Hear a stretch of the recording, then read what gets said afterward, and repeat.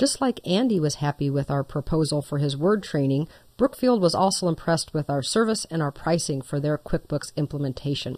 So they also need to have their estimate turned into an invoice. But theirs is a little bit different because they're not going to pay the full amount.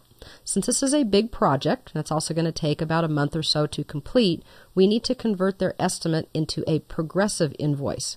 They're going to pay a 50% deposit, and then they're going to pay the rest of it when we actually finish the training. So we've already added the job to their account, and now we simply need to convert the estimate into the invoice and take care of it as a progressive invoice instead of a one-time invoice. We start off exactly the same way by clicking Create Invoice and by selecting Brookfield as our client, making sure that we also do the correct job. And of course we have the estimate there that's outstanding, and we do want to use that. This time, however, when we see this dialog box, we're not going to choose the first option. We can choose the second or the third. And here's the basic difference. If I've given an estimate, in this case I have, for a large amount, and they want to pay 50% of the entire estimate, then I would choose option number 2. If we're only going to charge them 50% for half of it, or 50% for a certain item, then I would choose the last one, and I can put in different percentages for each item. Now, either of these could be true, because remember that Brookfield ordered CBTs as well as some facilitated virtual training. We might want to charge them 100% for the CBTs, but only 50% for the virtual training until the people actually pass the exam at the end. It really doesn't matter which one you do. They're both plausible. I'm going to go ahead and select Create Invoice for selected items, or for different percentages for each item, and then say OK. Now I get a dialog box that's asking me to basically work with this progressive invoice. For each of the items, I need to specify the quantity, rate, amount, or percent of the estimate. Okay, now we're going to look at that. It's not just a percentage of the whole. I can actually combine or work with or modify different portions. So the CBT is up on the top. It shows me my estimated amount.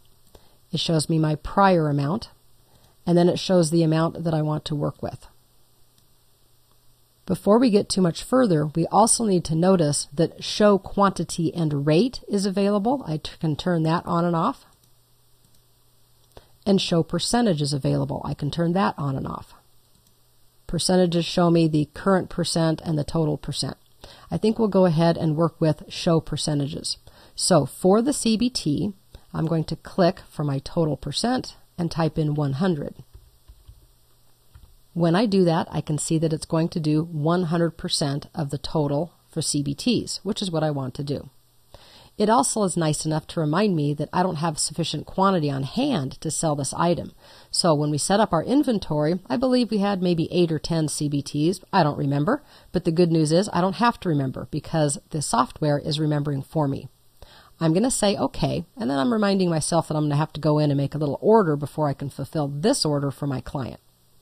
Now, back to this particular invoice. We're up to the certification package. It also has CBTs and some other information, but I notice that I can't see everything. So just like in my lists, I can adjust the width of the columns to make sure I can see everything I need to. There we go.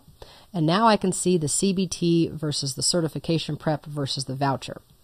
Alrighty, with that selected, we're going to go ahead and make some modifications here as well. For the CBT, we also want to charge 100% for those because they also are going to get all of those items. And it reminds me about my quantity again. The certification prep, I only want to charge for 50%.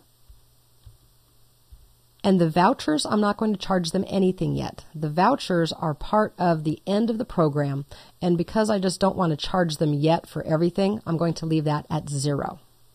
So I've set all of the percentage for each individual item. Now I can say OK. We get a little message that says this invoice has at least one 0 item. Don't delete them. You really don't want to delete them because it's part of the overall progress.